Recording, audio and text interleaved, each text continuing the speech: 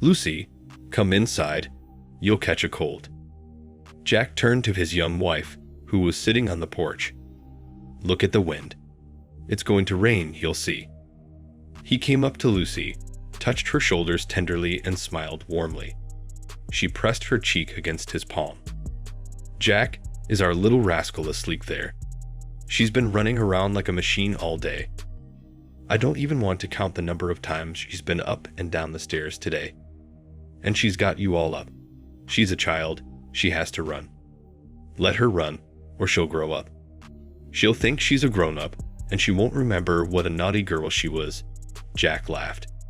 "Let's go inside. Let's go inside before she takes your precious makeup." They hugged and kissed each other and went inside, closing the door carefully behind them. Now they didn't care what was going on outside the yard when things were peaceful and smooth in their family. Lucy and Tim had sat at the same desk all 11 years of high school. It just so happened that from kindergarten, where they were in different groups, the children got into the same class. Tim immediately noticed a pretty girl with long blonde pigtails adorned with lush white bows. He sat down next to her, moved the unfolded bar of chocolate closer, and suggested, "If you want, we can sit together." Lucy took this as an offer of friendship and said yes. How many times the teachers had tried to seat them together, but nothing worked. The inseparable boys, as the whole school called them, still ended up at the same desk. No one was surprised when Tim announced that he was going to the prom with Lucy. But not everyone agreed with what everyone thought was a logical decision. The first beauty of the school, Olivia, the owner of long legs and luxurious red hair, announced to her friends, "I'll go only with Tim. Lucy can look for someone else." Lucy, unsuspecting, was replaying the events of last week when Tim had proposed and stayed the night with her for the first time when her parents had gone to visit her aunt, and she was insanely happy. It seemed to her that from then on she and the one she loved would always be together. And what had happened between them was only a step on the road to their shared happiness. When Olivia appeared in front of her, Lucy was confused when she heard a threatening whisper. "Listen, Blondie, give me Tim on good terms, or it will be worse. Tim is not an object for me to give away or take away from anyone." Lucy disagreed with her. "He and I have been together since first grade. Everybody knows that. Not my problem." Olivia smiled wickedly. "First grade is fine, but graduation and beyond, you're on your own. Or you'll be sorry you didn't take me up on my offer." Standing near the pillar, Lucy noticed Olivia laughing happily from the corner of her eye. Next to some tall stranger a couple of years older than her, she must have found a more suitable partner. So she calmed down, decided the girl, watching Olivia and her companion. Feeling the eyes of Lucy, he turned and said something. Her classmate headed in the direction of Lucy. The stranger came closer to Lucy and cheerfully winked at her. "Hi, my name is Alex, Lucy," said Lucy with surprise as she looked at him. "Let's go over there and get some cocktails." Alex dragged Lucy along, despite her hesitant protests. "Tim, he'll be looking for me. We won't be long. It'll only take a couple of minutes," taking a couple of cocktail glasses. The boy turned to her and suggested. The noise was unbelievable. "Why don't we go somewhere quieter?" "Yeah, I guess so." Lucy said yes and followed him, sipping on the cocktail he had given her on the way. She tasted it and looked at him with surprise. It was delicious. "I've never tasted anything like this before." Standing on the balcony next to Alex, Lucy felt that for some reason her legs could not hold her eyes. They began to close by themselves. And Lucy grabbed hold of Alex to keep from falling. It seemed to her that her eyes had been closed for literally a minute. Seeing Tim's eyes full of rage in front of her, Lucy said frightenedly, "Tim, I almost fell. I wanted to take off my dress and stay naked in front of everyone." Tim said in an icy tone of disgust, looking at his classmate. Lucy shook her head, about to deny him, but then her gaze fell on the mirror, and she saw herself in just her underwear, her wrinkled prom dress lying on the floor. Where the hell did you guys go? Olivia burst onto the balcony, but stepped back at the sight of Tim and Lucy. There was a look of astonishment and indignation on her face. Have you lost your fucking mind? You had to make love right at the prom. Tim gave Lucy one last cold, contemptuous look. If anyone wanted to make love to anyone here, it wasn't me. I'm going. I have no business being here. He stepped back and called out to Lucy from a distance. Put some clothes on. You traitor. Shocked, Lucy watched as Tim helpfully took Lucy's arm and the two of them walked away. After graduation, the classmate stopped answering his phone, and soon Lucy realized she was expecting a baby. At under 18, Tim and Olivia were in the same department, and Lucy didn't dare confess her pregnancy to him. The other question plagued her was who was the baby's father. Was it this Alex, who had only now realized the unfortunate girl had slipped her something right during that ill-fated evening? The mother noticed her daughter's lethargy and fits of nausea in the morning. Like a real woman, she had no difficulty in determining the reason for Lucy's behavior. Are you pregnant? Why did you decide not to go to school? Lucy tried to say something in her own defense, but her mother would not listen, accusing her of immorality and irresponsibility. Her father came running in, and when he heard the reason, he slapped Lucy in the face. I worked for years so that you could go to school, and you decided to set me and your mother up. The only thing you're smart enough to do is get pregnant. My parents forbade my wife to go out. They took away her cell phone and told everyone she knew that she had gone to another city to enroll. Pregnancy proceeded normally, and in due time, Lucy gave birth to a dark-haired girl with bright blue eyes. Lucy's parents decided that they did not want the happiness of supporting their granddaughter and demanded from their daughter, "You were smart enough to sleep with anyone. Now let them have enough to support and raise the child. Go to grandmother's village and there look after your illegitimate child." The father was silent all the way, not wanting to talk to his daughter. Only once did he say, through gritted teeth, "If I had a boy, I wouldn't have to hide from people, and you can't have much trouble with girls," cradling little sleeping Taya in his arms. Lucy silently swallowed her tears and dreamed of only one thing. May all this be over soon, so that she and her daughter could come to this village and not see the face of her father and grandfather, who threw angry glances in the rearview mirror, spitting rude swear words through his teeth. The small house where her father took Lucy was old, but still sturdy. Its main advantage was the gas boiler, so she didn't have to worry about heating or hot water. My father took out several large boxes and bags, dragged them into the house, and carelessly tossed his daughter, "You'll find a card in one of the bags in your name. Your mother and I decided to give you some money, so you won't starve to death here. But don't show your face to us again. I can't bear to see your shame." A tall, gray-haired man, whose face Lucy could not see, was watching them through the fence. All she could see was that he was wearing an old dark gray cloak. Barely catching her gaze, the stranger went back to his house and never showed himself again. When her father left, Lucy looked around. Tida continued to sleep peacefully, and the young mother felt a kind of relief for the first time. She could do nothing. The main thing was that she could not hear her parents' reproaches. Lucy knew it was her own fault, but she still wanted at least a little encouragement. Heating the water. She wanted to bathe her daughter, but stopped herself.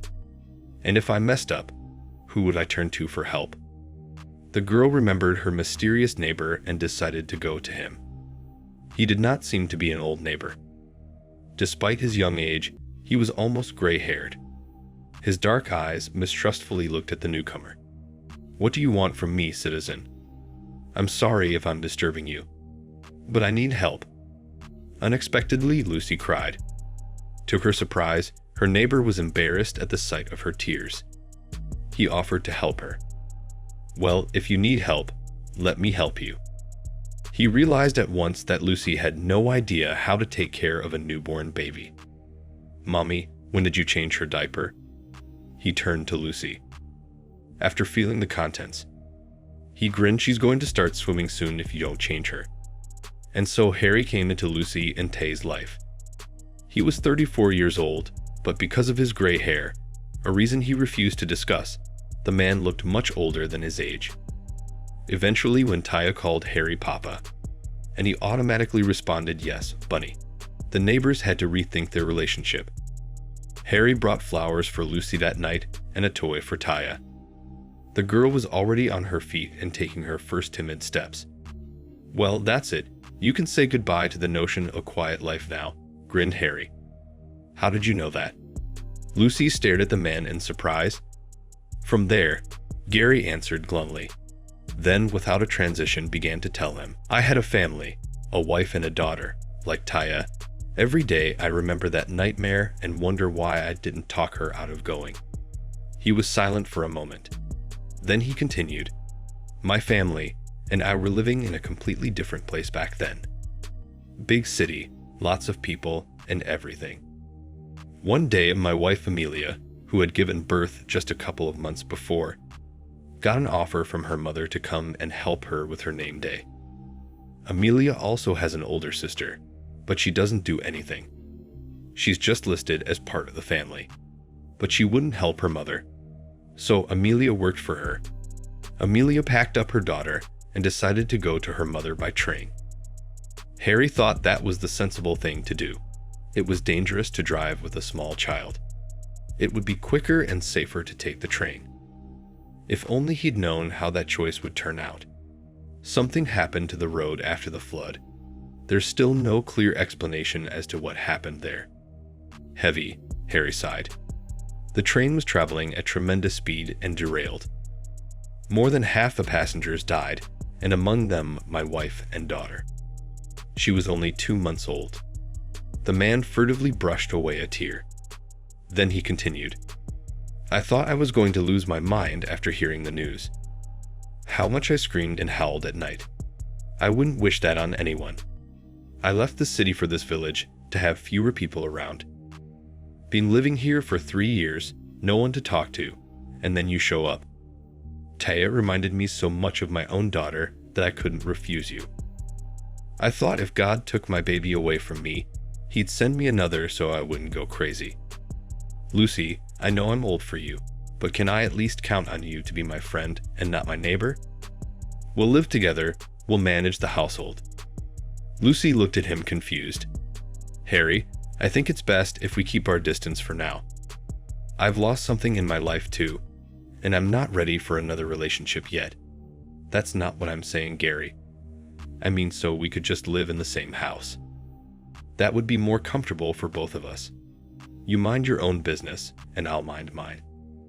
If there's a problem, I can back you up with the baby."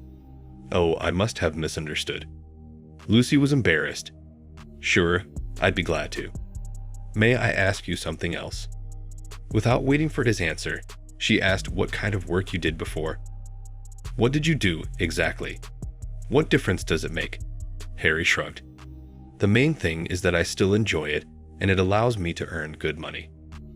Once, when Ty was 4 years old, Lucy decided to go and visit her parents. All this time, I did not call once and did not take an interest in my daughter's life. Asking Harry to look after Taya, Lucy went to her hometown, and the first person she met there was Alex. The sight of his cocky, smug face made Lucy want to scream with anger and resentment that came over her. Alex had been responsible for what had happened to her. Stepping closer to the guy, Lucy poked him in the shoulder. "Hi, Alex. You recognize me. It's me, Lucy." "Lucy who?" Alex was surprised. "I don't know anyone by that name." "You don't?" Lucy was outraged. "You jerk. Remember prom night 5 years ago, when you brought me a cocktail and I passed out? What did you do to me then? What do you want to hear?" Alex openly mocked her. "I called your fiancé, that's all." "Don't lie to me, you bastard," shouted Lucy, stepping on Alex with clenched fists. "I was naked, without a dress. Did you rape me? Confess. If you were a guy, I'd still think about it." But when I saw the anger on Lucy's face, I got serious. "Just relax, will you? Don't let it concern you." He looked around. but I never cared about girls. I'm like Ricky Martin or Elton John. You know what I mean? No. Lucy was confused by what he was saying. God, why does it take you so long to get it? Alex rolled his eyes. I'm gay, and you're not my type at all, like all the girls. You get it now. I was just messing around with my clothes when you passed out, but I didn't lay a finger on you. You can ask your classmate Olivia. She asked me too. Olivia. I'd forgotten all about her, Lucy thought. She now realized two important things. 1. Olivia had set up that scandal and had kept her word to steal Tim away from her. 2. It was Tim, Taya's father. Lucy wanted to run to her classmate to tell him about their child together. But then she remembered the disgust and anger Tim had looked at her with his eyes. He didn't even try to work things out and easily agreed that she had betrayed him. Eventually, Lucy changed her mind about dating him and her own parents. She decided to go back to her daughter and Harry, always so caring and reliable. After he accidentally revealed his major pain in Lucy's life to her, she realized how lonely and unhappy he was. He's not even 40 yet, and he's been through so much pain that not everyone can retain their human qualities. And Harry has managed to, and he still manages to support her. Taya began to turn to Harry more and more often, calling him Daddy, and he agreed with the girl. Taya, if I become a real daddy to you, will you call me that? You are a real daddy, seriously answered the little girl. To which Harry replied calmly, Lucy, draw conclusions. What do you and I have to do urgently? Silence. We should get married so that Taya can do us both good equally.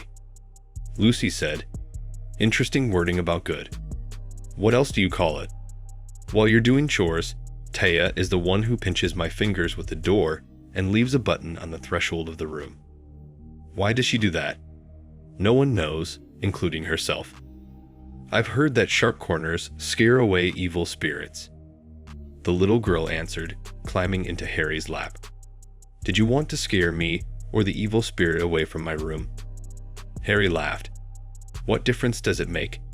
Imitating him, the girl replied. You and Mum are going to share a room now, aren't you? Harry and Lucy blushed at the same time. Then they laughed in unison. Taya looked suspiciously at her mother. When is the wedding? I have to take your photo. You're our bride. Harry laughed so hard, he almost fell out of his chair. The girl continued nonchalantly. She is a bride, but not for long. Daddy, tell your future wife not to slap my ass so hard, or I'll ask you to do the same to her. Lucy blushed even more. Harry was insanely happy. For the first time in years, he felt the pain begin to let go, and there was hope for happiness. Lucy could feel his joy and knew that she wished with all her heart that this was the ending to the story. We will live happily ever after, summed up the little prankster. And the adults agreed with her. A little later, Lucy learned that Tim never married Olivia. He was always torn between different women, but he never found happiness with any of them.